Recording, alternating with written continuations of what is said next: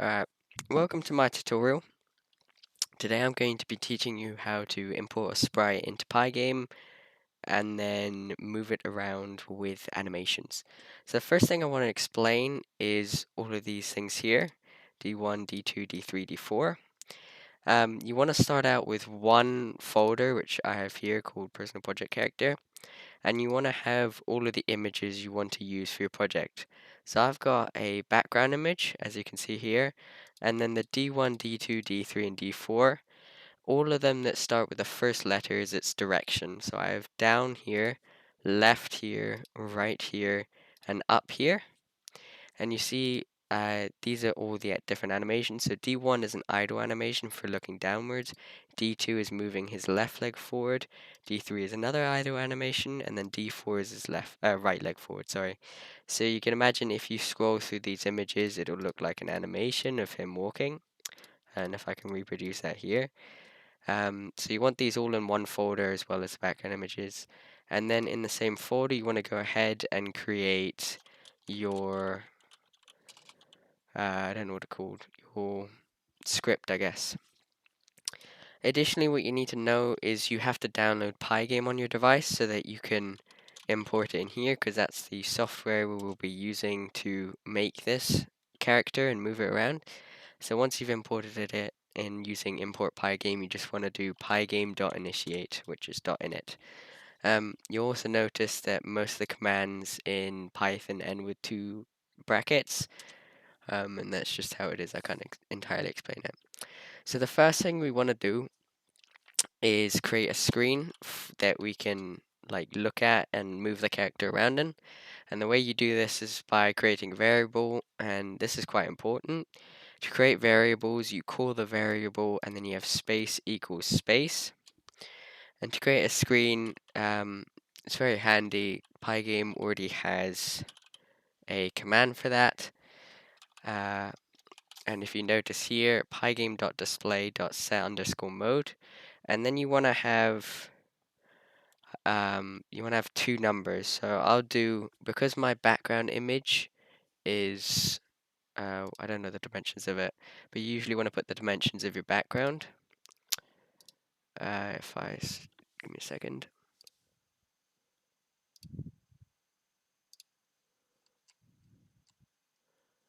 So I want to have it 640 by 480 to match the background. The other thing you can do is create even more variables for this. You can do screen, or it doesn't even need to be capitalized, screen height and screen width by using the variable thing that I showed you just a second ago. And then you can put those variables into the command. So you can put screen height here, or screen width, sorry, screen width and screen height. And there you see we're substituting the variables in for this command. If you run it, you should see a screen. Yeah, there's your Pygame window. It instantly closes because it's got nothing to do and it only does it once. So the next thing we're going to do is import all of these images we have over here. And it's very special when we're importing it because we need to import it into different groups. And the reason we need to do that is that when we want to call one of these groups, because if you press the right arrow, you want to use all of these four different images. So we want to call them in groups, which makes it a lot easier. And then the way we do that is by creating variables yet again. So if we go on the example of pressing the right arrow and it moves right, you want to go, I like calling it sprite_right because I find it easier to take care of. If you do want to change it, you have to be careful because all of the code in the future, if it ever uses this variable here, you need to make sure it's what you've got it set as. And here we use the same command, or not same command, sorry. It's built into Pygame as well, and it's pygame.image.load. And then you have two brackets here, and then very important, you have apostrophes here, and you want to make sure it's the exact name of the image. So for my one, I need to call it R1. You start in order, And then you want to put a comma to be able to post the next one. And I like going down. I find that it's easy to keep track of if each line is a different image. And then you have R2.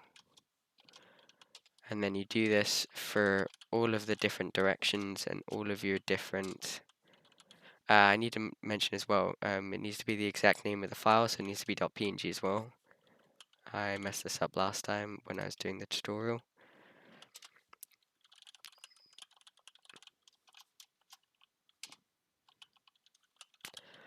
And then you do this for all the different directions, and you can follow along, but I'm just going to copy paste my code, and you can pause the video and then click go when you're ready, because I've already got this all written down. And you'll see it's the same thing for all of them. Sprites up is U1, U2, U3, U4, case in point. So what's the next step? The next step is you want to create even more variables. You'll find that this is a common theme, is that you create a lot of variables for your game. And the two variables we need to keep track of are for the character. So you want to have a direction, current direction, and you want to have current underscore sprites. Equals, there's variables. For direction, I like starting with down. This doesn't need to be in brackets because it's the text file and it's not anything specific. And then for sprites, I have sprites underscore down. They need to be the same, otherwise it doesn't work. Then what we want to do is, I like creating the background now. So the way you do that is I call it background underscore image. You can call it just background if you like, just you have to be careful about that. And we use the same thing up here as we did with the sprite, so it's pygame.image.load. And then I've called mine, you want to make sure it's a string or a text by using the two apostrophes. That's what the apostrophes does. It changes it to text instead of looking for whatever is named that. And I have it called bg.png up here, you see. So it'll know that this is the background underscore image. And then something very specific about Python, I think it's Python instead of just Pygame, is that when you want to move images using the pygame.image, you need to get its rectangle, and we're making another variable for that. I call it background underscore rec for short for rectangle. And you want to put the first variable in here, background image, because you're trying to get the rectangle of it. And then you use the command that Pygame has called get underscore rect. Make sure there's a full stop in between them. And then there's something very specific about this bit. Here you place the X and Y just like with the pygame.display. And here you go center because you want the center of the image. And then what I like to do is square brackets here. I can't fully explain this bit, but because you're calling the center of it, it uses square brackets. And then you gain your variable from the first bit over here, screen width, and then you do //2. So you have half of it, and then you do the same for screen height. No space here, screen height /s2. So with this command, we get the rectangle that the background image is in. We get its center, or we locate its center, and we place it in the screen width and height divided by 2. So we get the center and place it in the middle of the screen. Then next we go back to the sprites, and we want to create a rectangle object for the sprite.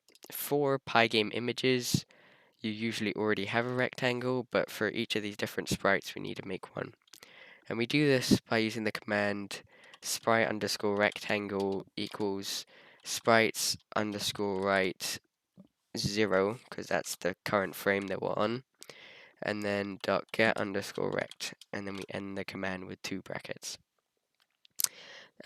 This right is because we're using the right sprite as a hidden thing. It could be down as well, but it doesn't really matter. Then we're going to get the sprite X and Y, and because the sprite is different to the background, we do this differently. So we also have to create new variables for the X and Y. So I call them, you get this one down here, and then you do .x and .y, and then you just want to place them somewhere. And one thing I do want to note about this is that this position is based on, why is this in blue? Sprites underscore, Sprite, not sprites. One thing you want to know, this isn't the center of the sprite, it's the top left. So if you look at one of these images, the X and Y is based off this corner here. So what I've done is I've had to calculate the screen width and height divided by 2, and then you want to subtract the width and height of your sprite for the character off those numbers. And by doing that, oh, whoops, wrong one. By doing that, I got 299 for the X and 209, because it's these two divided by 2, and then you have subtracted by, I think, 42 by something. I'm not sure. Oh, you can zoom in. So then the next step is we create more variables for the character based on moving. So one of them for that is speed. And you'll see we call speed every time we move the character, because we move it by speed, which is the variable here. So we move it by 3 each time. And then we also want to make a frame rate. When you're creating games, in Pygame specifically, I think it's like this in other programming languages as well, you need to be very careful about the frame rate, because there's multiple different ways to call it, and each of them change it. I think I forgot to import a clock as well. I'll do that in a second. The clock you use to control frame rate, and you use this variable here, I believe. So then what we do is we do collect background X and Y, and with those variables, we make them 0 and 0. We've done that step here as well, but we need its top left X and Y as well to place it down. So if the X and Y is up here, you just want to place it at 0, 0, because then it'll fill up the entire screen. I'll call the clock now. You want to create a variable, and then you want Pygame automatically comes with a clock, which is why you use the Pygame dot something command. And this is the command they've made for clock. And what this does is, after your main loop, you have a tick command, clock.tick, I believe, and that basically creates or changes how many times the frame updates per second. So if you make it clock.tick 60, it'll run at 60 FPS. So then what we do is we get to the interesting part, the main loop that I was just talking about, and I like to make a variable for running, and a lot of people do this. The reason you have a variable that's set to true is because instead of using a while true loop, which means that it'll happen forever, if you have a while variable loop, you can change the variable to false, which means that the main loop will stop running in case you press like the X arrow of the thing, of the app, I guess I want to call it. And this is a loop as well, so you have a colon at the end of it, and then you get a small indent. This means that it's part of this loop, I guess. And the first thing we want to do, instead of creating the main loop for pressing keys and moving the character, you want to create a loop for like closing the game and quitting. So this is done with a very specific command, and you want to first be able to identify the event that's happening.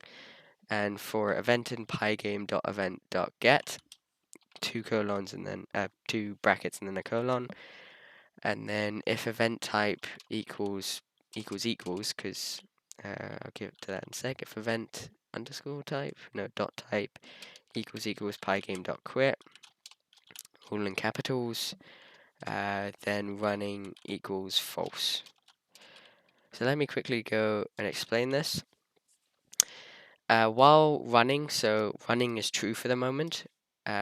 So while true, if the event in Pygame event get is quit, pygame.quit, And the reason we use two equals equals signs is because this compares event.type to the pygame.quit. So if this event equals pygameQuit, then we make running false and this loop will stop happening.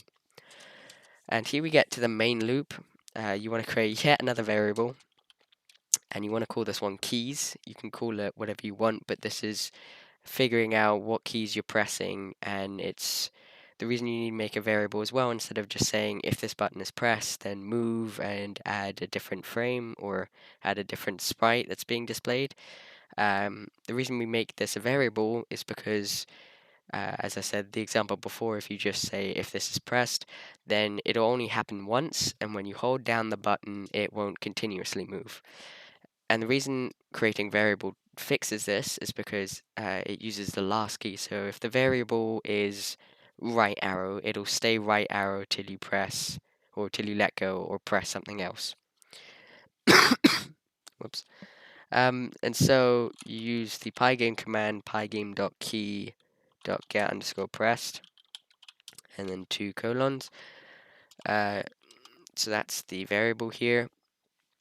And then you want to compare the variables or use if statements. So if your variable keys, pygame, and then you want to have a square bracket here because this is the key that you're calling and paying attention to.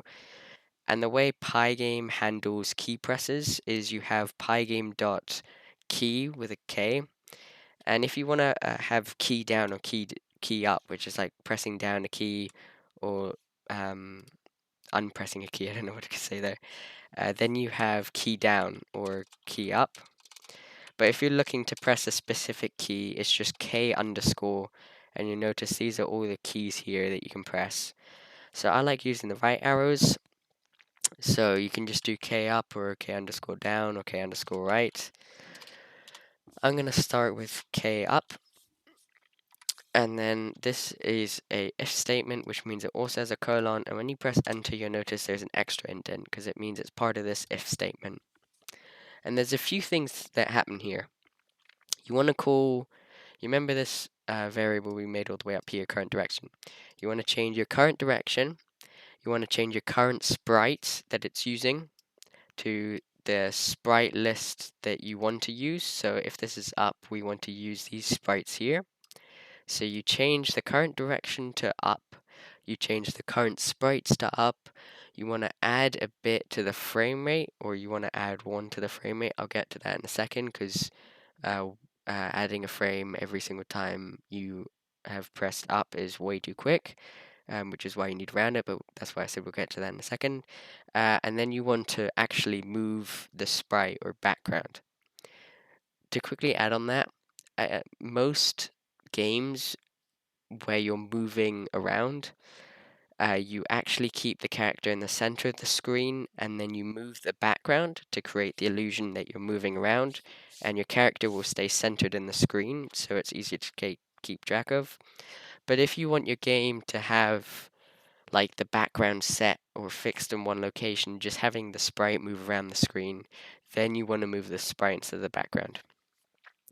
So let's start doing that. We want to create the current direction equals, and then you want to have a string for up because where is it? Yeah, we're changing the string from down to up. Then we want to change the current sprites to sprites underscore up. Then we want to do current underscore frame. And in Pygame, the way you add onto something or add onto a frame without just adding it is you do plus equals or minus equals, because this will keep adding it on to and equal it to a number. And here we're going to put 0.2. And I'll show you this in a second once I've completed the loop and I've started the game once. Actually, yeah, I'll keep it at 0.2 and then I'll explain it later. And then we want to do, why is that not showing up as blue? Plus equals current frame.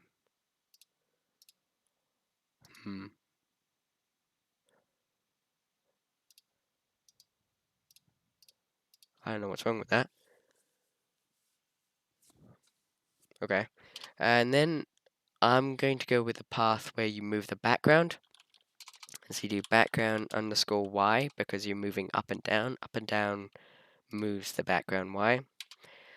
And here it's flipped because if you imagine your character moving upwards, the background has to move down to imitate it, which is why when you're moving up, you want to add to the background Y.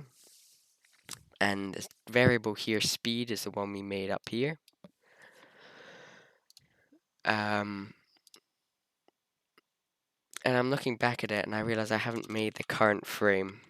The reason why it's not working, you want to make a variable for current frame because that's going to be using this Pygame image here, the sprite.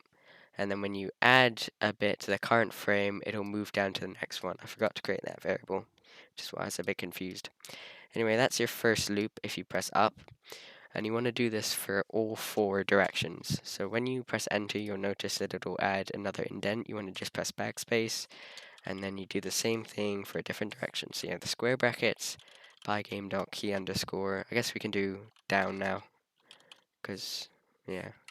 And then colon, and it's basically the same thing, just with different or variables.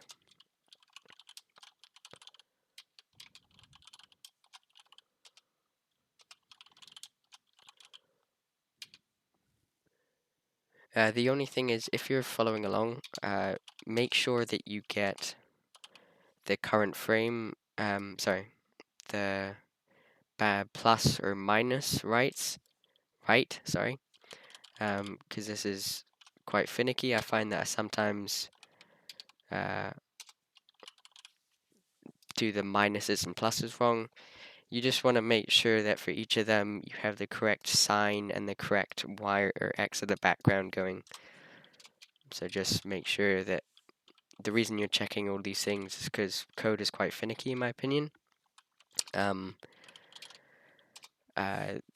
Lots of errors can just come about and it's always really frustrating if you don't know how to fix them. So just make sure that your code is, I guess, exactly the same as mine till you understand fully what you're doing and you can change it for yourself. So just writing all these down for the game in all the directions.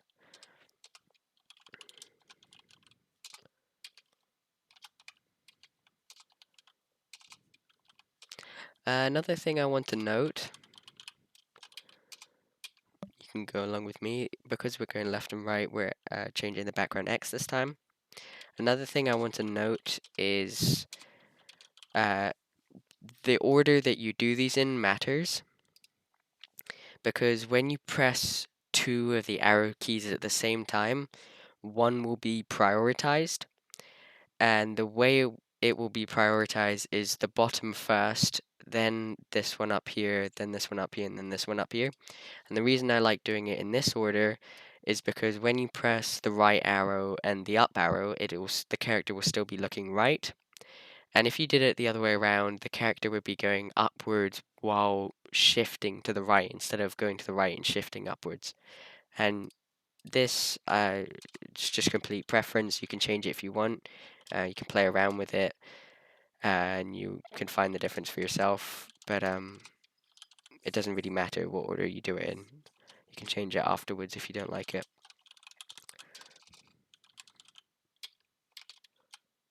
Whoops, I've done right for left here.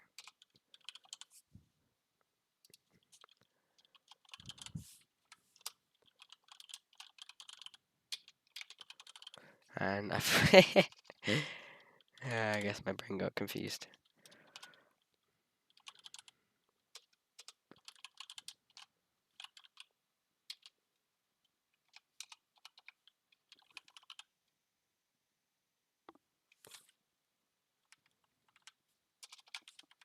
Getting very confused here.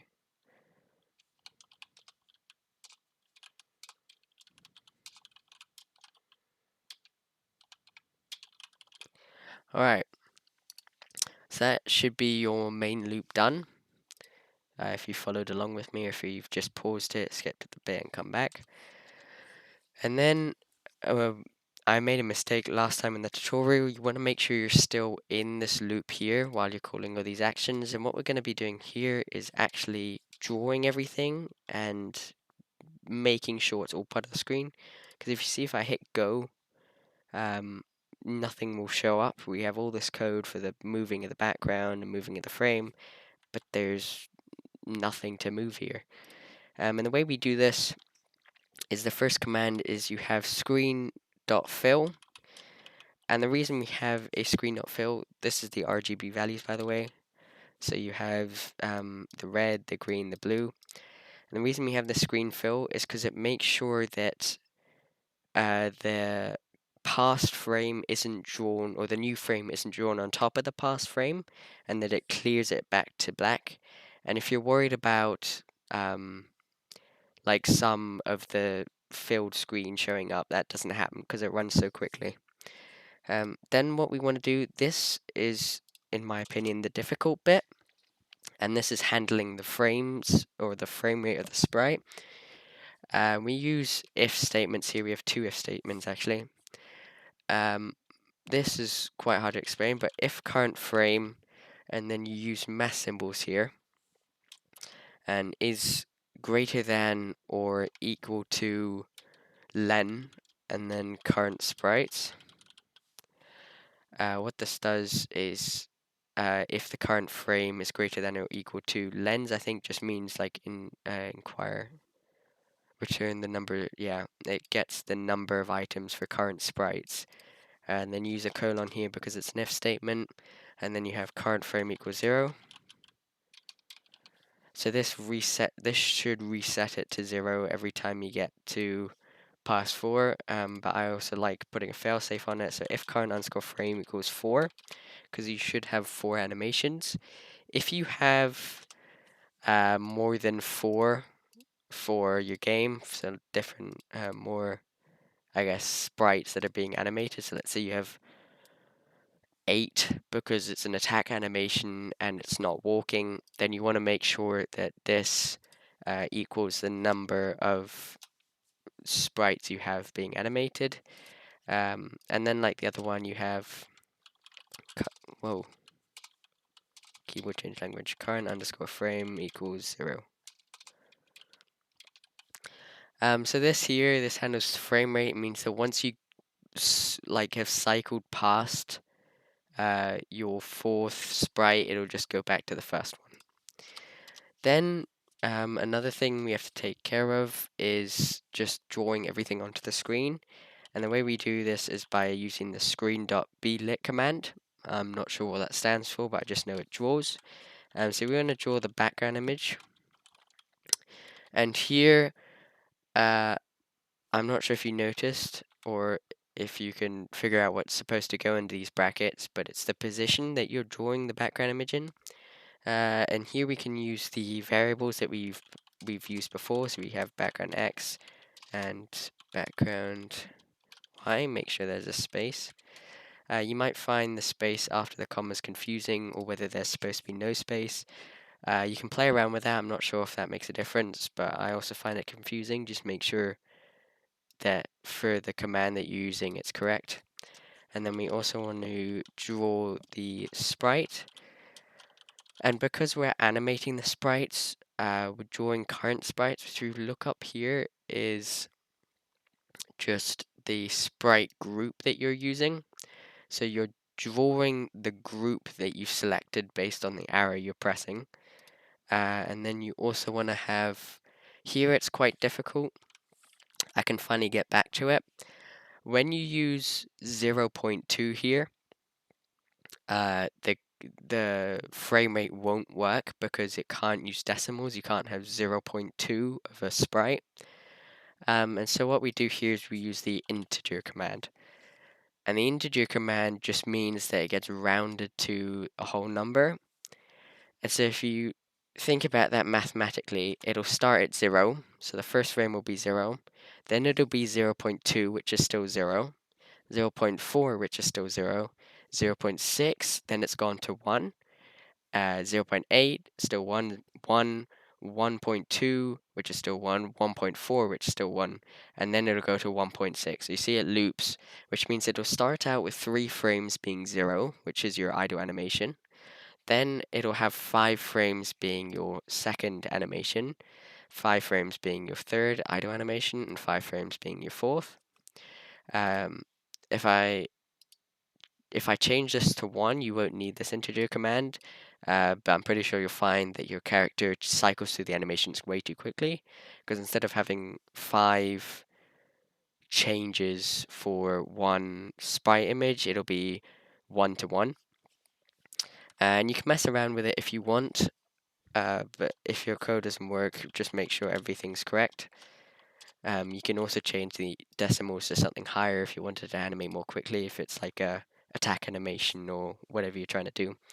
And then you have integer current frame, which is the frame rate for it. So it's choosing between 1, 2, 3, and 4, or 0, 1, 2, and 3, which is a bit confusing, but it just cycles through them. And then, oh, whoops, you have it outside the square bracket. And then you have sprite underscore rectangle, which is the rectangle that's handling the sprite's position. And then you finally update the display with pygame.display.flip. I'm not entirely sure why it's flip, but that apparently updates the display. And then finally, you have the clock.tick command, which I was talking about. And I put it as 30. Whoops, that's not 30. 30 because it runs at 30 FPS. If you want a proper game, or if you want to change it within a settings file for your game, you can have it as a variable, so you can have like frame rate or whatever you want to call it, and then have a variable in settings, so that when your user goes into the settings and changes that variable, it'll update the frame rate. So you can put 60, but I find that goes too fast. So actually, let's run it at 60 and then change all of these to 0.1 and see what that does. So when we run this should work. Nope. Alright. Another thing about coding is that when you use the terminal and you hit run and it doesn't work, here we go. So you should be able to figure out what's wrong with it based on anything in terminal. So I see the line that's wrong is line 79, which is this one here. And because we're comparing a variable to something else, we need to use an equals equals command. So that should work then. And here we go. This is our game here. You'll notice the background is the background we set, and this is, as mentioned up here, we've picked the direction down, and we're using the sprite.down animation. So we're currently on the first one, and you notice D1 is the one we see on our game here as well. So when I press the left arrow, okay, that's too quick. But you notice he is cycling through the different animations while walking, and the background is moving, giving the impression that he's moving. So this works up and down as well. And if I show you, if I press left and up at the same time, you'll see, or up and down, you'll see that he's still moving left or facing left and just like scrolling up and down. And this has to do with, as I said before, the prioritization in the key up.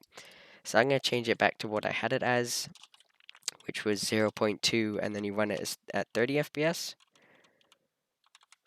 And you'll probably not even notice that it's 30 FPS, but you see it just runs a lot slower. And I find this quite calm and collected. One thing you need to know though is with the code that I've got, because it's just if this is pressed, the frame will update by +2 and the background will move. If you press 2, so for example, I'm pressing left and right now, you'll see that you face it right, and then because right I have at the bottom here, if I quickly change it, if I quickly change it to be above left, you'll see that if I change it and prioritize left, if I press both of them down at the same time, where's the file? Here we go. You'll see that he faces left instead of right. And an issue with this is that because when you just press or hold down a key, it updates the frame. If you press all four keys down at the same time, your character kind of, yeah, he goes nowhere but is, I guess, having a spasm. But that, yeah, for simple games, you don't need to worry about that, and you've got your character moving with an animation. And he can go in all four cardinal directions and sub-cardinal directions? I've forgotten the name of it. But anyway, here you go. There's your first game. Another issue with this is if you let go while he's in the middle of his animation, he doesn't reset to an idle animation. And if you're making a fully fledged game, the way you do this is by using classes, and you have classes and your self commands. So you have class, self, position, and group. Group being the different sprites, uh, pos being its position, and self being the commands. But I find this very difficult, and if you want a simple game, you can just have your sprite moving and being animated, and then having events. So if something else is pressed, it can cycle through more sprites. That can be an extension if you can try and figure out how to call even more sprites. So, like, I don't know, an attack animation. That's the only one I can think of at the moment. You can also change how many sprites are here, but this is just the basics of it. I'm sure you can play around with it and see what else you want to do. And the other thing I wanted to show you is instead of moving the background, you can have moving the character. And the way you do this is changing background X to sprite X. Or, sorry, sprite underscore rectangle X. Why does this have a double colon? So we have sprite underscore rectangle.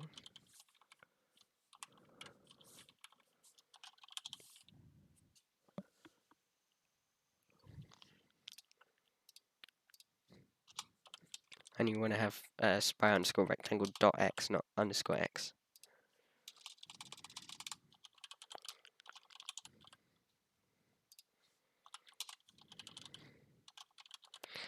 Now you'll see that the background is always centered in the middle, and our character will still be in the middle when we start. It's the opposite. Sorry, you need to change the minuses and pluses because we don't have it in the opposite direction because it's the background. So if I reset this, my bad, moonwalk. So if I reset this, you'll see that it's just the character moving. This I'm not I can't think of a proper situation where you'd use this instead. The way you can make a game from this is when the character position goes out of screen. So you see, I guess half of him goes out of the screen. It like changes the background and resets your character position to all the way over here. And this means that you can have, so when you go out the right side, you have him come through here and then changing the background. And that way you can have the game focused more on places and then going around the different places. But I prefer to just have the character centered in the middle of the screen and then moving the background. So yeah, anyway, that's the basics of programming a sprite, creating background, moving the sprite, and starting your first game. I also recommend figuring out how to make collisions because that's another start to a game. But I'm not talking about this in this tutorial, so I hope you guys learned something. For those of you following along, I hope you don't get a bunch of errors and then you get frustrated and you give up. So make sure your code is correct. I'll scroll through it one more time slowly. So if you want to pause on the section that you think you have an issue with, and then just make sure it's correct.